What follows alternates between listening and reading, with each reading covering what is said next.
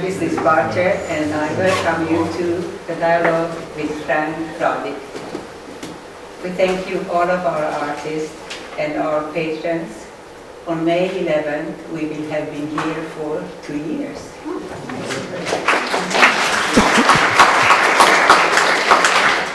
Frank Rodick's recent body of work is our first solo photography exhibit, and is part of the Scotiabank Contact Photography Festival. We feel honored to have Frank Rodick discuss his work and informally explain why he does what he does, why he did what he did. He struggles with that, where he succeeded and where he failed. Some of you may find that these works are dark.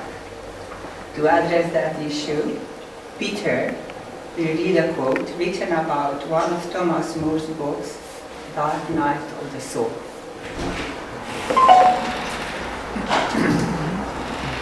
Okay. Our lives are filled with emotional tunnels.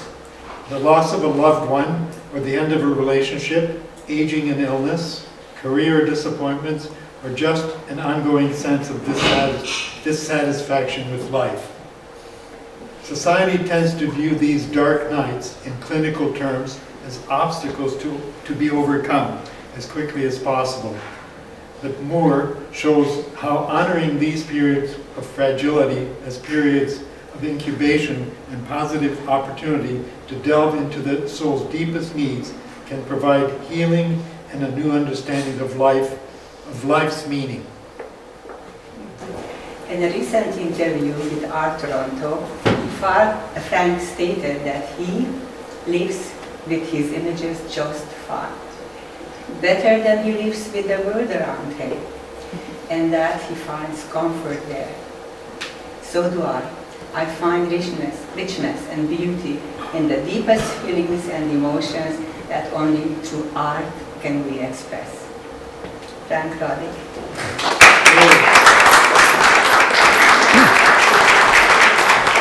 Thank you.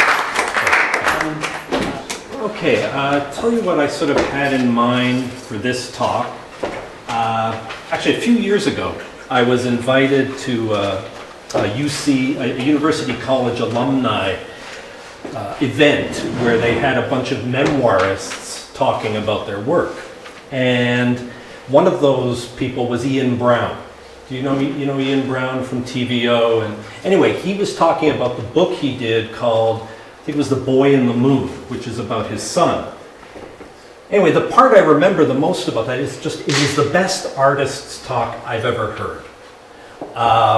What I really liked about it was really just a story. It wasn't about theory, it wasn't about the history of art, it wasn't about art speak. He was just telling the story of how he came up with this book and how he put together this memoir. So that's kind of what I'd like to do with you today, is just tell you basically how this work evolved. Any questions you have at any point, please just ask. There should be plenty of time afterwards for that as well. Just to give you the lay of the land of the show. It really starts on that wall, that single image at the back, which is actually, when I was talking about it to Chilla, I said, I begin with the end. And in this case, that is a picture of my mother, or it's based on an image of my mother 2 hours after she died. And really the work that follows, which again follows chronologically in terms of when I did the work, from this wall to this wall and then along here, really it starts with that. It starts with my thinking and my ruminations and my obsessions after she died. It goes on this side of the gallery and on this wall are all images based on photographs of my mother at different points in her life, usually early on. On this side are self-portraits, and those are the images that followed, again, the thinking and ruminating and processing that I did when I was doing these images. So that's essentially how I structured this show. Obviously, there are formal differences in terms of how these pictures look and these pictures look, but I think that you'll see that they're in a similar spirit, and they come out of a similar process. Okay, just about that darkness issue that comes up sometimes. Actually, when people talk about the work being dark, this is almost always something I get when I exhibit in North America. Whenever I exhibit outside of North America, this never comes up. In North America, I'm more likely to get, well, boy, that work's dark. First of all, I have no problem with that. But one thing I do usually say, and I generally bring this up, I say, well, you know, for a long time, generally up to about the French Revolution, this sort of image was pretty well the foundation of Western art. And basically, this is a guy getting tortured to death. I guess the thing and also, as another example, can't see it quite as well, this is a memento mori, in this case by de Champagne, a piece called Vanitas. These were very common, these memento mori, as both artworks and personal artifacts. And I guess what I wanted to say about both those things is they were never seen necessarily as dark in and of itself. They weren't morbid, in other words. They were mostly seen, I think, as vehicles to discussing and engaging life's bigger issues. So in the case of crucifixion, obviously there were religious issues, but also the broader sort of existential concerns like doubt and fear and death and so forth. And in the case of the memento mori, it was about a reminder to live your life in a better, fuller way. So it wasn't, again, I do distinguish between the whole idea of morbidity and darkness. Of course, there were also modern takes on crucifixions, so it didn't have to be theological. This is Francis Bacon's, one of his crucifixions, and of course, Andy Warhol's Memento Mori. There is a quote that I like quite a bit. Cornell, does anybody know Cornell West? He's an African-American philosopher, pretty great. And he said, and he writes a lot, well, he talks a lot about everything, but one of the things he's really into is blues music. And he said, it's not pessimistic, brother, because this is the blues. We are blues people. We are prisoners of hope, but we tell the truth, and the truth is dark. That's different. And I always like the way he spoke plainly about that, but I also like the phrase, we're prisoners of hope. Because when I read that, I thought, okay, I like what he's saying, the truth is dark, but I'm no prisoner of hope. And I thought, no, I probably am. Because if I'd given up hope, I probably wouldn't have done all this work. I wouldn't have bothered. What I'm hoping for is a little less clear, but there's hope in there somewhere. So let's get on to the story.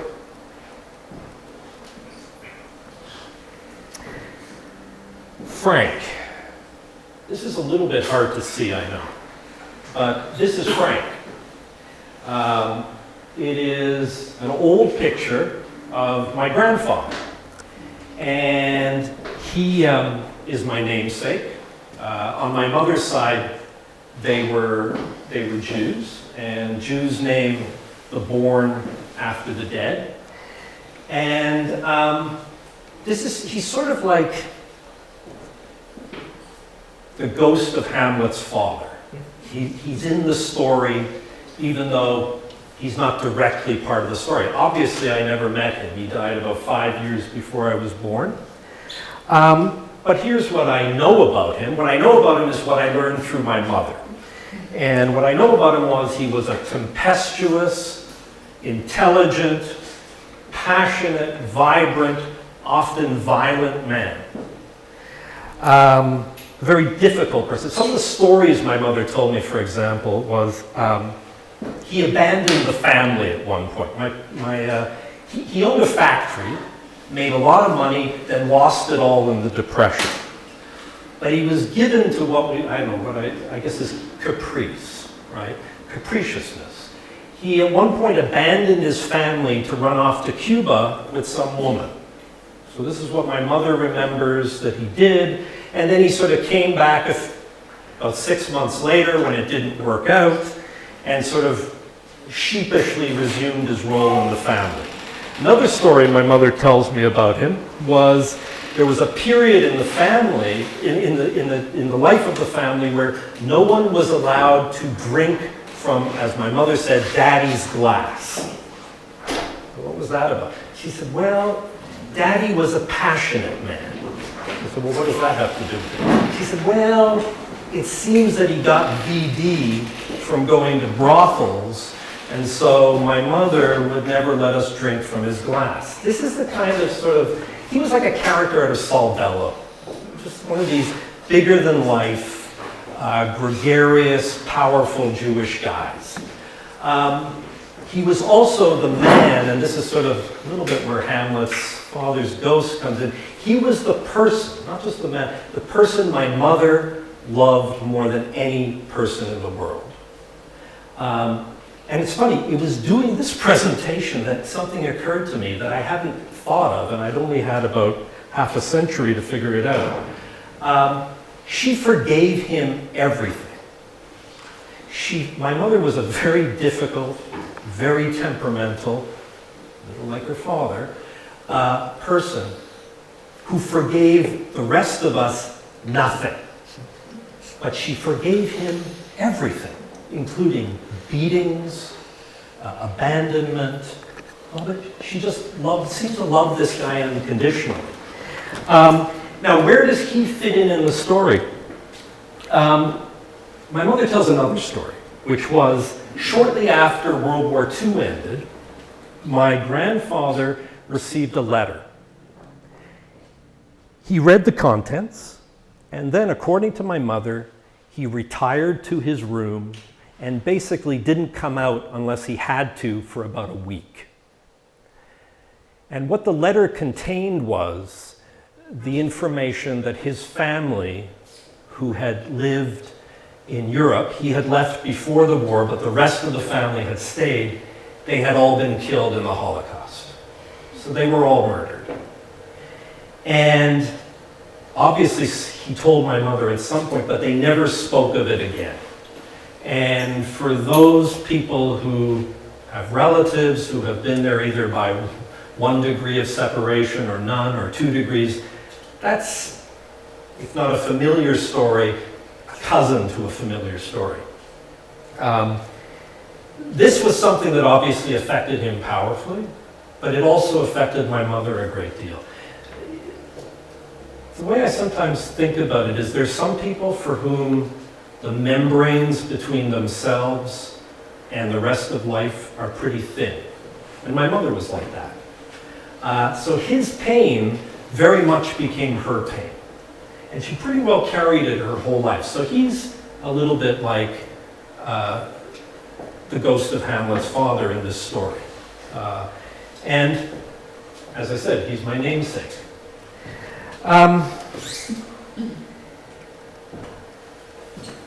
The other Frank. This, of course, I don't have to tell you, it's me because 50 years I haven't changed a bit. A small migration of hair from the top of my head down to the bottom of my head. But I bring, again, I'll tell you why I'm showing you this photograph. The first obvious reason is this image is the basis for these two images and the one behind the screen. So one way that I made a lot of these images was by using found imagery like this. And this is all imagery I found after my mother died. So that's one reason I'm showing it to you. But there's another reason for that, which is it was at this age that something happened, it was around this age, that sort of became one of those things where it's a marker in your life. And I'll tell you what that story is. If you were giving it a chapter title, I would call it My Mother and I Watch TV, A Picture I Remember. One of the favorite questions I get when I've been interviewed in different places, actually I got this question once when I was being interviewed in Latin America. And often they give you, the questions are okay, things like how did you start in photography, and which photographers do you really admire? Those are all okay questions. But what this young guy asked me was, he said, what's the picture you remember most from when you were really small? What's the most memorable picture in your life? And for me, there are two pictures. And I'm going to show you one of those in a second. But again, as I've gotten older, I've come to appreciate questions like that a lot, because I think what happens is, at least as I age, you appreciate memory. And I appreciate memory not just as it's not a recorder. Boy, the older you get, the more you realize memory doesn't record anything. Memory is a creator. Memory is a builder. And memory is a liar. So often what I find is the things that I remember, it's not because I've recorded them, it's because for some reason they've played a huge part in my life. And in this case, to set the scene for you, my mother and I were watching TV, and this didn't happen very often. My mother worked all the time. She was a true workaholic. My mother and my father had a bookstore, and I would estimate conservatively, and I kid you not, they would work, I would say over 100 hours a week easily. They were never at home. Once in a while they were, and it happened this time we were watching TV. And the way we watch TV is this. My mother had very bad eyesight. She had had operations when she was a kid. And she would sit really near the screen. We had a small we had this black and white TV. And at that time, I'm about 4 years old, and I'd sit further back, and she would sit on the stool and sort of lean forward and look at the screen. And one day we're watching TV in this pitch black room, because she needed it pitch black, because she needed the contrast to see it properly. And something came up on the TV. And I remember feeling my mother stiffen. Like you could sort of feel that energy in the room, like the sort of the stiffening and the anger and the tension in the room. And this is what came on, and I've deliberately left it small. I'll enlarge it in a second, because this is what it looked to me at first. Just a tiny picture in a dark room. And this is what she said when this tiny picture came up. And I sort of felt like my life was never the same again after that. She said, "Look carefully, you'll find your relatives in there." I'm about 4 years old or so. And this was the picture. It's not a pleasant picture, but this is the one. Now, I cannot remember if it was a still picture or if it was a film. I suspect it was a film, but it was definitely, this still is taken from the film. This, of course, it's a very unpleasant picture, obviously, and I can blank it out. It is a picture of Bergen-Belsen in 1945, I believe after the Allies liberated it. And what they're doing is they are, of course, bulldozing corpses into ditches for hygienic purposes. And what I remember was my mother was I felt like the fury was overwhelming. I mean, when I think about it, sometimes I say, I thought I was going to pass out. I don't know if that's true or not. But I do remember this very clearly as being sort of a turning point. And that became really one of the motifs of my mother's life. It really was a motif of her life, but now she was sort of sharing it with me. And anybody who's sort of experienced in their family something like a genocide, and I'm not privileging the Holocaust in any way. I'm talking about whether it's Rwanda or Cambodia or Armenia or any of the other god-awful things that have happened. These things have a transgenerational meaning to them and impact. And it was really at that point that the Holocaust became part of my life. And my mother would really make sure that it would stay part of my life. That this would not be the last reference to it, it would only become the first of many. Now again, there's been a lot of stuff written about. First of all, just to say one thing, Jean Emery, who has written very intelligently about what happened in the Holocaust, once said that he's skeptical of anybody who wasn't actually there. And to be absolutely clear, my mother is not a quote-unquote Holocaust survivor, because other people have asked that, some people have emailed me about that, and so forth. She was not, nor was my grandfather. But other people have noted that, like Eva Hoffman, who wrote a really brilliant book called After Such Knowledge, notes how there was a kind of transmogrification and transmission of knowledge of that across generations and between generations, and that it took its own form. And for my mother, it was a very living thing, and it became a living thing for me as well. As an example, some of these works, in the first 5 works that you see on this wall, on the east wall, each one of them contains some text, and much of that text is a reference, some of that text is a reference to Holocaust issues.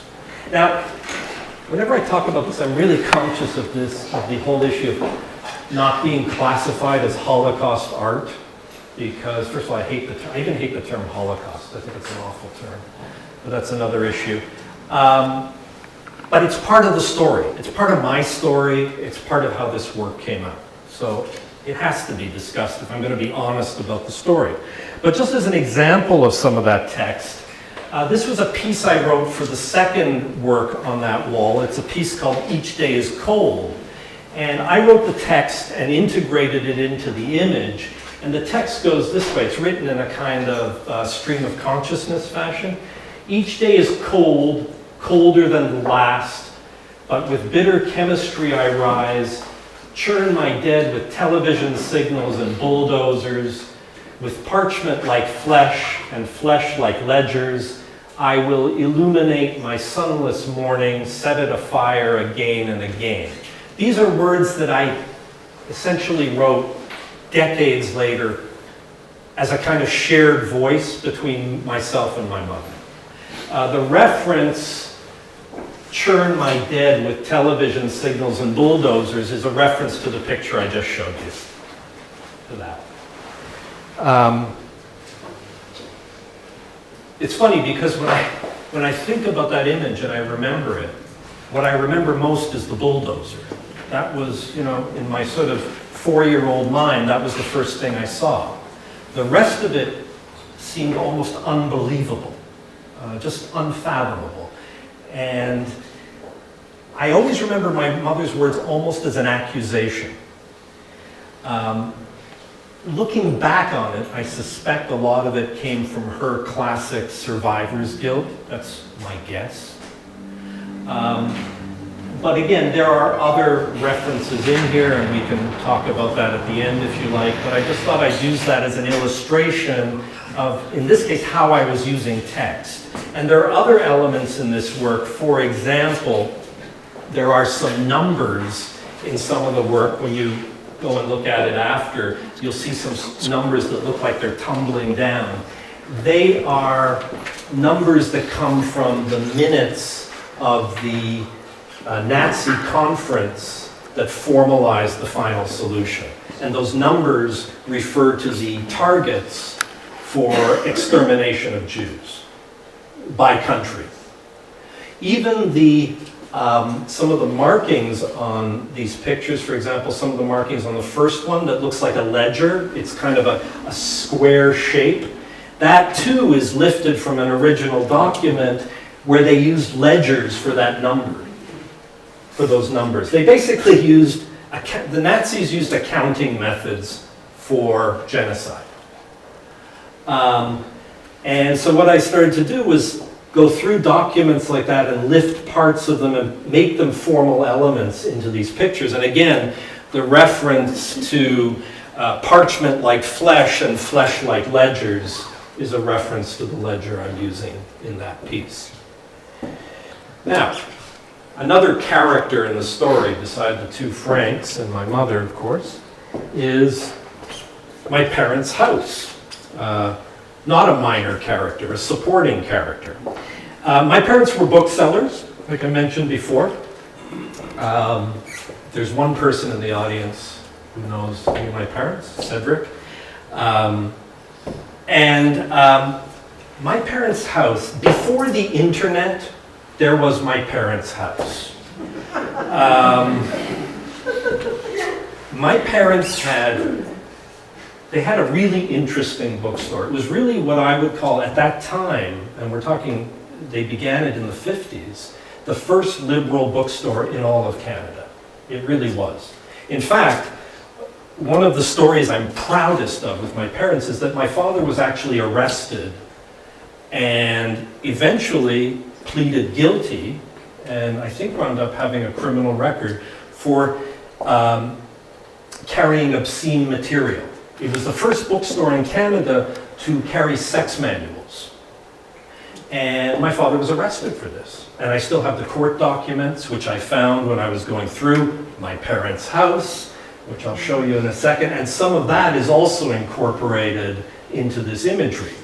My parents were booksellers, but they were also hoarders. This is an unbelievable combination, okay? This was a very nice house built around 1900, 4-bedroom house. And basically, this is not a typical wall. It is much neater and less crowded than the typical wall you would find in my parents' house. This was a basement view where, again, all there would be books and pictures. My father was an amateur artist and photographer and loved to collect all kinds of things like that. This was I know you can't see it too well maybe, but this was our dining room. It took me a couple of decades to figure out that dining rooms for most people were places you ate in. I thought they were places you stacked stuff in. And I would go to my friends' houses and they would say, well, we're going to eat in the dining room. And I'd go in there and there'd be plates and stuff, right? And food. And I think, wow, they clear this place to eat. It's kind of amazing. I mean, where do they put their stuff? But the thing about this house, there's really two parts of it that play into this story. And one is that as a little kid, and this includes after I heard my mother say what she did about the Bergen-Belsen images, what I would do is I would wander this house by myself. Because I didn't have any brothers or sisters, and my parents were often not at home. Now, they had hired somebody to take care of me, but she also had another job, and that's a whole other story. She kind of saved my life. But she would be away, and also I was one of these good kids that basically you could leave them. It's kind of inappropriate now, but you could leave them and they wouldn't burn the house down, and they wouldn't, run the bath until the whole place was flooded. I was sort of like a little ghost that would go through this house and nothing bad would happen. But what I'd do is I'd look for stuff and I'd find it. And the sort of stuff I'd find included things like stuff on the Holocaust. And I became really, really interested in this. And I was interested in a whole bunch of other things I found too. For example, my parents figured out with having this kind of house, there was no need to talk to me about sex. They just figured he'll find it eventually in there. And that's exactly what happened. I would just wander around and I'd find a sex manual, and it was great, I mean, it's how I learned a little bit of Latin, right? And so sometimes, so what I do is I'd read these things and then I'd carefully put everything back where it was so no one would know. Because that was kind of the code. The code was you do everything in secret. And you put things back, and then you go back with this knowledge. Now, what a 4-year-old, a 5-year-old, a 6-year-old, a 10-year-old figures out from this is filtered through that kind of mind. But that was part of the story as well, because as an adult, when they died, when my father died in 2004, and I had to clear this house out, the stuff I found, some of it finds its way into these pictures. Yeah? I just want to say something about the bookstore playground, you know, which is on St. Catherine Street. Yeah, Cedric knew my parents. Yeah, so I was taken in there as a child. My mum used to take me in there. And your mum every single time gave me a free book. Yeah. But the atmosphere in that place, you know, right on St. Catherine was the equivalent of a young year. Yeah. It was so magical and like, you know, entering into Narnia. I think that's where I got my first Narnia books. But it was like walking into Narnia and more like a living room than a store. Yeah. And your parents were so warm and welcoming. Just to a kid, it felt like you were going to somebody's home. It didn't feel like a store. It was kind of magical. And also, I'm glad you mentioned that, Cedric, because it brings up another thing about my mother and my parents. With all that torment that my mother had, she was very generous in that way. And that is also something that I remember about her. I mean, it was a great place to be, that bookstore. I mean, I met Leonard Cohen there. I'd meet Irving Layton. They would just hang out. Leonard Cohen would buy books. Irving Layton would hang out to pick up women. This is true. My mother said, at least Leonard buys, you know? Anyway, so this house was something. I'll give you an example of something I found. And this was a pamphlet. This is a pamphlet from this is from 1919. It is a labor union pamphlet denouncing war. It's an original. And I had seen this when I was a kid, and there was an image in it. Remember I mentioned there were two images I remember more than anything else? The other image I remember came from this pamphlet, which I saw, I don't know, maybe I was 5, 6. It is this picture, and you can't read it here. It says, "Even animals are not spared." It is a picture of a horse in barbed wire. It's a World War I picture.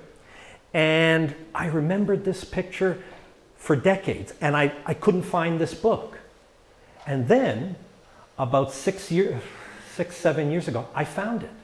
I just found it in all that stuff. And there it was. Of course, I'd remembered it completely differently.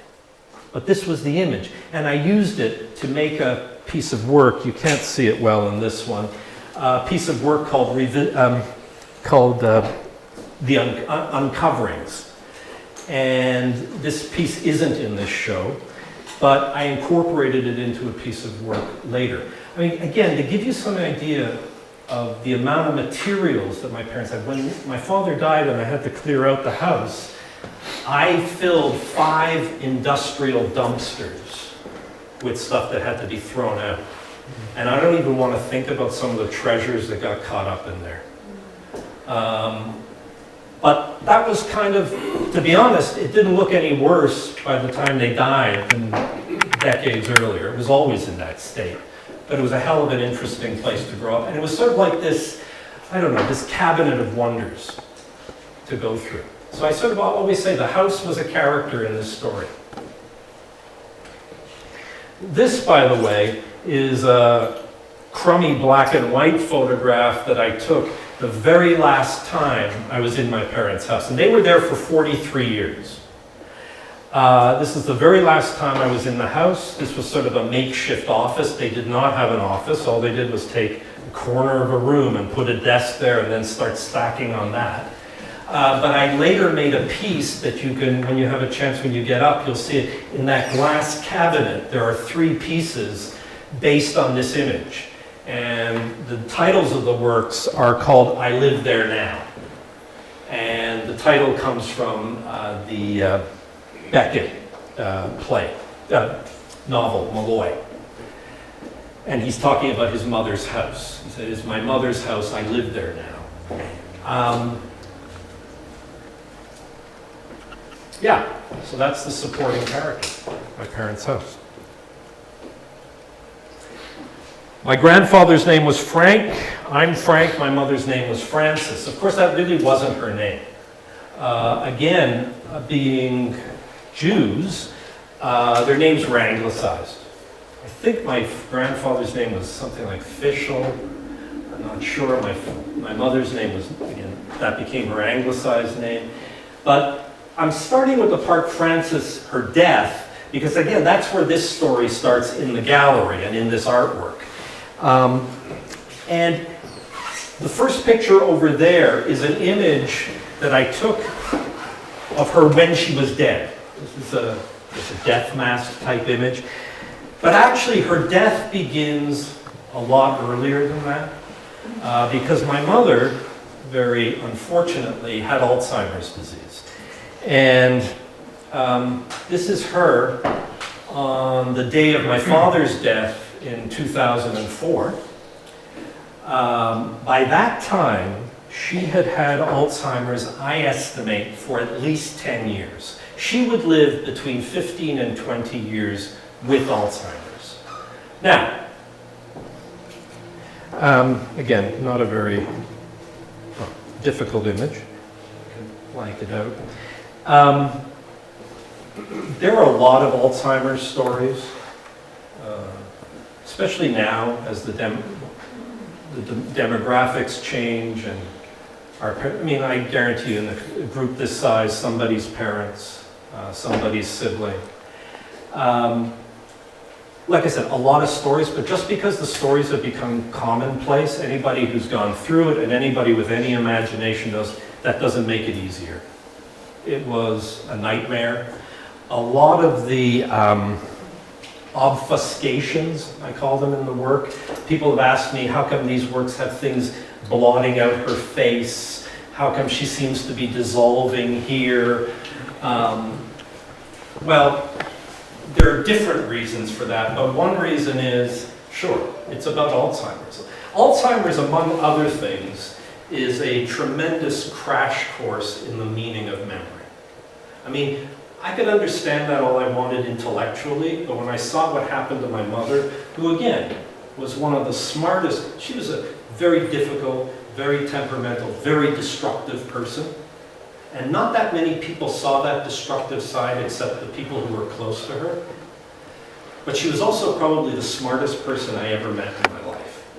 She had no education, or minimal education. I don't think she finished grade 7. But she was just smart as a whip. She had a mind that could kind of find its way around corners. And she had the most brilliant sense of humor I've ever come across. But to watch what Alzheimer's did to her over a slow and steady period was pretty horrifying. I mean, there were different things like, I remember once she sort of looked at me. She was at a place called Maimonides Geriatric Center, which ironically is where Irving Layton wound up. And she once looked at me and she had no idea. She hadn't known who I was in 7 years. And she looked at me and she said, "Did I?" And I said, "Did you what?" "Did I ever?" "What?" She said, "Did I ever have children?" And just as I was about to say, I said, one, she had just gone. She was just gone again. She asked me once if she'd ever been married. Well, yeah, she had been married. She'd been married 58 years. No memory at all. Again, these are all things that any of us who've gone through that with people we know that it's the case, but it is, somehow it remains shocking when you experience it. Anyway, can't see this very well. This is a piece that is actually a companion piece to these two. The writing here comes from my mother's death certificate, as does the text here. Sex refers simply to gender. It is a Quebec death certificate. Disposal refers to the method of disposal of the body.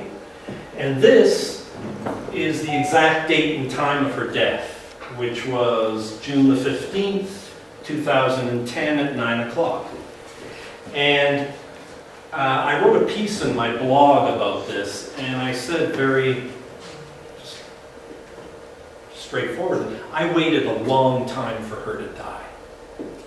And anybody, again, who has had a relative with Alzheimer's knows what that's about.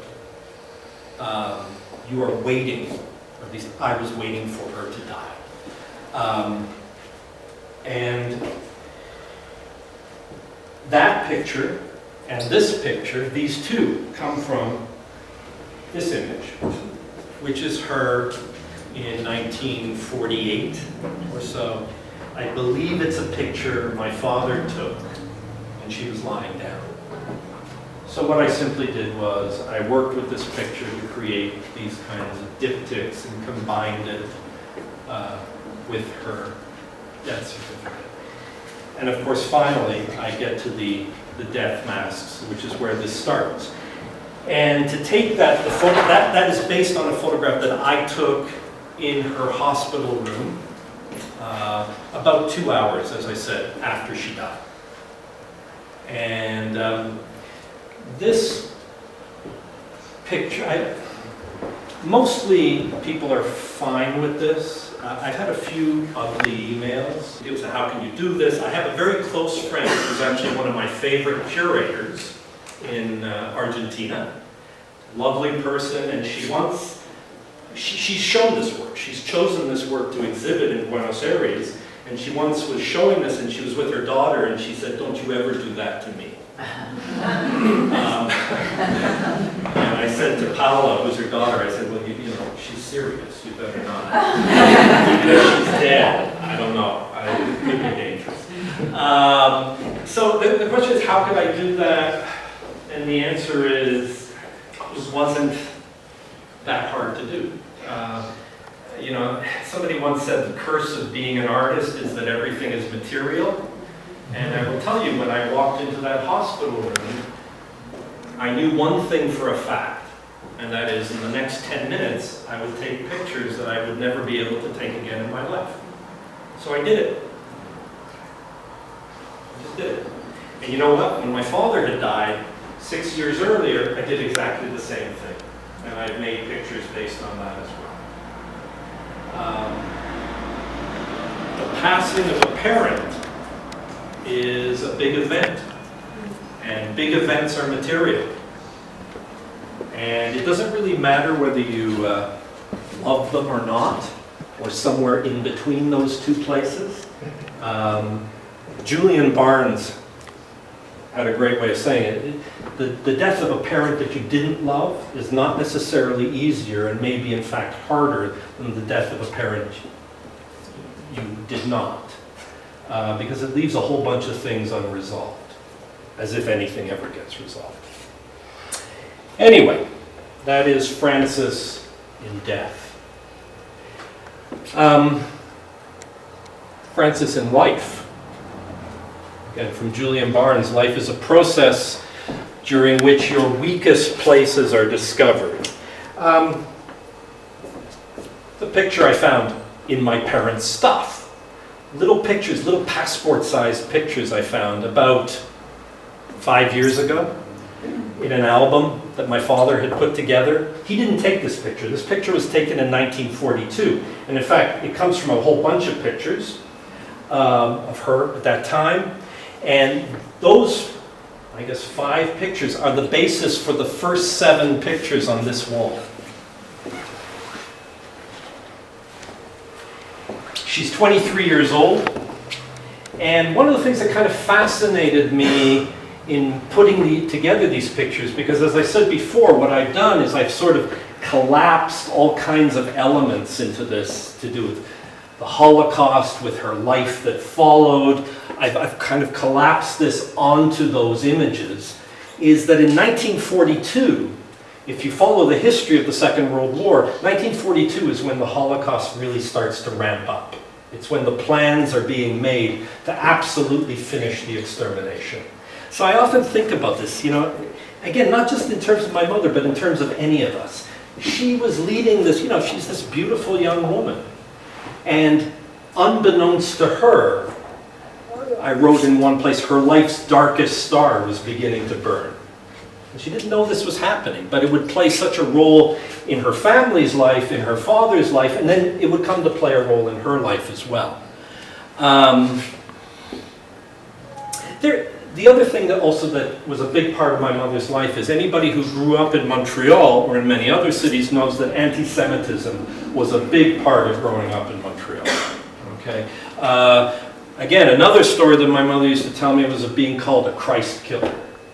as she said, being chased, being called a Christ killer, and being buried in the snow. This was a big part. So this sort of anguish of being the other and feeling sort of the sting of prejudice was a big part of her life even before the Holocaust.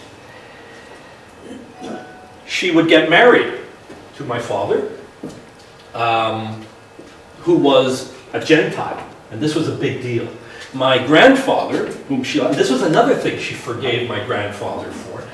I mean, like I said, for the rest of us, she could carry a grudge that would make your toughest mafia don proud, okay?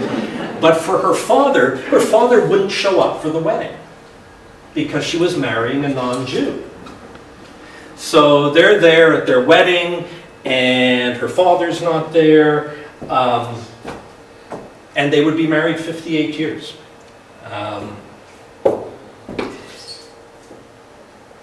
She would, and this is a very bad picture. This is a very bad picture because it was a bad picture. This is a picture of her on holiday. That's her, and she's in Petticoat Lane. This picture is an image I made from that picture. I call this picture Parade in Petticoat Lane. My mother holds a basket because it was a parade in Petticoat Lane, and my mother was holding a basket. Of course, I did what I always do, is I tried to change it and make it more into a kind of shared memoir between myself and my mother. But this is the picture. So she would do, she would get married, she would go on vacation, not very often, because my mother was an absolute, unbelievable workaholic, which was another thing that she passed on to me. Not so much in a sort of positive kind of way, but the idea of if you're standing still, you're a lazy bastard. Okay, and she loved to work. And this is her in the bookstore, and I chose this picture because she looks very happy. And she was happy. This is where she was happiest. She loved being in the bookstore. I suspect, and I'm being a bit of a armchair psychologist here, so it probably doesn't mean anything. I suspect it was a way also of not spending too much time with the quiet voices inside your head. It was a way of keeping things really busy. But she truly loved that stuff. She loved it to the point where, for example, I learned later on, she would work 72 hours straight, no sleep. I learned later she was using amphetamines to do that. And then she would use downers to go to sleep. So she's on uppers and downers all the time. I remember when she one of the few times she had one of these parental chats with me about not using drugs. And I said, well, what kind of example did you set? And I got the silent treatment for 3 weeks for that. But and again, this was not so unusual in the 60s, Mother's Little Helpers and so forth. But again, in some of that text that I made, in the piece of text I showed you earlier, I talked about with bitter chemistry I rise. The chemistry is her drugs. That's how she could get up. She would take amphetamines to get going. And then and sometimes I would remember she'd have these sleeping spells where she'd sleep 24 hours straight. And this was again done with downers, barbiturates, and so forth. But boy, was she happy in that store. She had one kid. And she was 41 when she had me, which late, especially then, to have your only kid. And she would get older.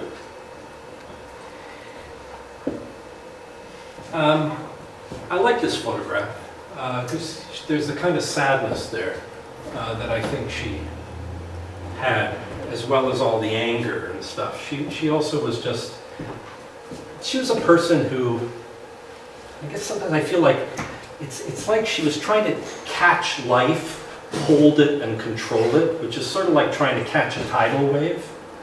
It's not going to work for a whole bunch of reasons. One is it's going to knock you on your ass. The other is it's going to go right through you. And the other thing is your arms aren't wide enough. So life kind of ran her over. And in a way, when I did this picture, this was kind of a bit what I had in mind. This parade, this kind of circus. and my mother's sort of staring outward, almost deer in the headlights. Sort of like, this is all too much and I don't know what's going on. And that's almost how I felt as I got older and understood her, if not better, in my own way.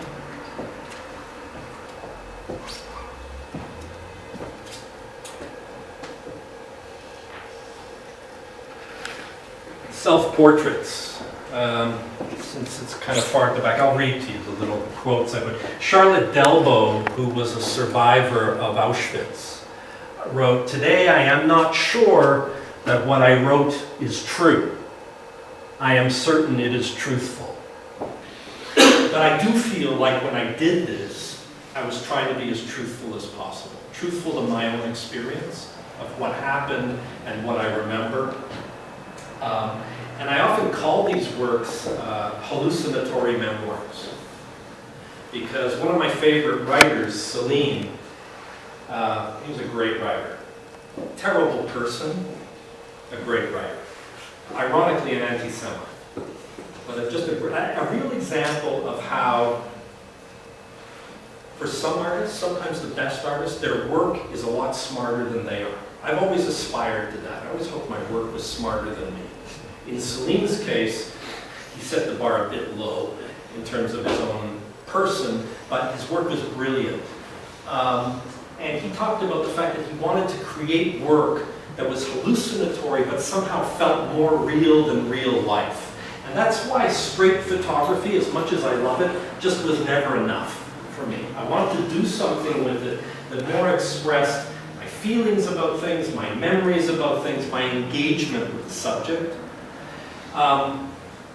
The other thing was what Mark Twain said, you cannot lay bare your private soul and look at it. You are too much ashamed of yourself. And I don't know if those two things contradict each other. Maybe they do, but contradicting yourself is what every artist should do at least once daily. Somebody once said a really good poet is somebody who looks directly at what shames you the most. And sometimes one of my guides for doing this work has been when I felt something that really made me uncomfortable and ashamed or fearful, that's what I move towards. It's really something I learned from working as a therapist, which is when you feel that kind of resistance, that's what you move towards, even when it feels uncomfortable, and especially when it feels uncomfortable. That's what you work towards. When something feels really comfortable, often it's too easy. It's sort of drawing you there because it's a comfortable place to be. It's the other stuff that's more interesting. So I often think about what Mark Twain said, and it becomes a kind of ideal. Maybe it is something that's really, really hard to do, and maybe it's impossible, but that's sort of what you try to do anyway.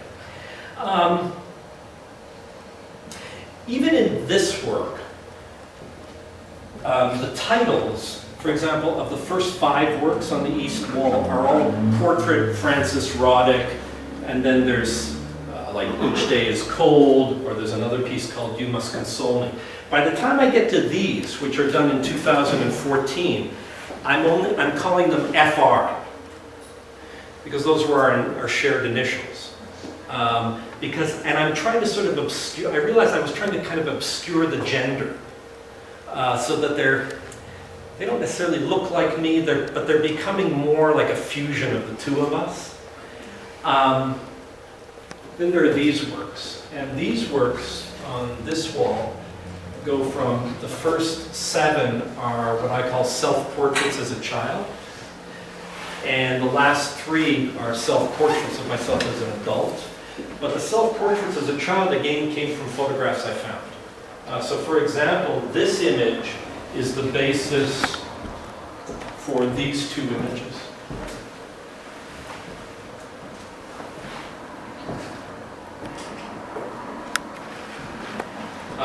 The image you saw before is, let's see if I have, yeah. This image is the basis for these 2 images. Now, some people said, well, why do you make them look like that? Maybe I'd sort of suggest that maybe after this story you have a better idea, like an impression. I never really, whenever I'm doing this kind of work, I never start out with an idea. what I do is I start out with some pictures, I start doing things to the pictures, and if I find the way that they look is interesting, I try to push things further in that direction. It's only after the fact that things start to occur to me that maybe this is perhaps why I'm doing it. But what I do know is that they kind of resonate with me in some way. So the evolution of these photographs was as a result really of all the kind of thinking and feeling and reminiscing and ruminating that went into all of this work. And they were the first self-portraits I had ever done. I had never really had an interest in doing anything like that, but then somehow it sort of came out of those things. And the last image, of course, is I did not do. Since, just to show you that I come by photography early, that's me with my first camera outside my parents' store. And with my fringe jacket. And one thing I will say, my parents were very generous about things like giving me film, if not encouraging me in art, at least encouraging me to take pictures. And it was all grist for the mill. There are probably, I'm going to leave you with just 2 quotes, and then we can talk about the work. You can ask any questions you like. There are 2 quotes. One I like very much. It's from Richard Hugo. Richard Hugo is a poet who also did one of the very best books on writing poetry. I teach workshops in creative process, and I've done this sort of all over the world. And I often use I generally find the best people for talking about creative process are writers. It's not visual artists. And that's because they can communicate this stuff. But Richard Hugo said, we are all going into the dark. Some of us hope that before we do, we have been honest enough to scream back at the fates. Or if we never did it ourselves, that someone, derelict or poet, did for us once in some euphonic way. Our inadequate capacity for love did not deny our hearing. Something I think about also, but the other one is a longer quote, and it is absolutely, I think, the nicest, finest thing one artist ever said about another. This was written by Harold Pinter, and he was talking about Samuel Beckett. And what he said was, Beckett had just died, and he said this was his eulogy. And first of all, here I want to insert all the disclaimers about comparing myself to Beckett and all so forth, okay? But the farther he goes, the more good it does me. I don't want philosophies, tracts, dogmas, creeds, way-outs, truth, nothing from the bargain basement. He is the most courageous, remorseless writer going, and the more he grinds my nose in the shit, the more I am grateful to him. He's not fucking me about, he's not leading me up any garden path, he's not slipping me a wink, he's not flogging me a remedy or a path or a revelation or a basin full of breadcrumbs. He's not selling me anything I don't want to buy. He doesn't give a bollock whether I buy or not. He hasn't got his hand over his heart. Well, I'll buy his goods, hook, line, and sinker, because he leaves no stone unturned and no maggot lonely. He brings forth a body of beauty. I always just thought, I wrote a blog piece, and I would say it's the greatest love letter ever written. I thought, you know, it's something that I think any artist would aspire to.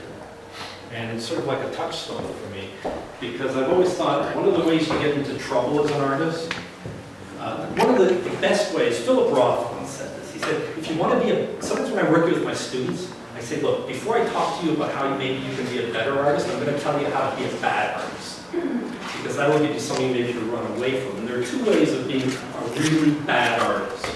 One is to make art to show people what a good person you are. Guaranteed you'll have something puerile and uninteresting. The other thing is to show people how smart you are. Also puerile and uninteresting. And I always like the fact, as he said, he's not leading me up a garden path, not slipping me a wink, not flogging me a remedy. That's not the stuff that any of us need. there's enough stuff out there for us already. Thank you very much for being here, and now if you have any questions at all.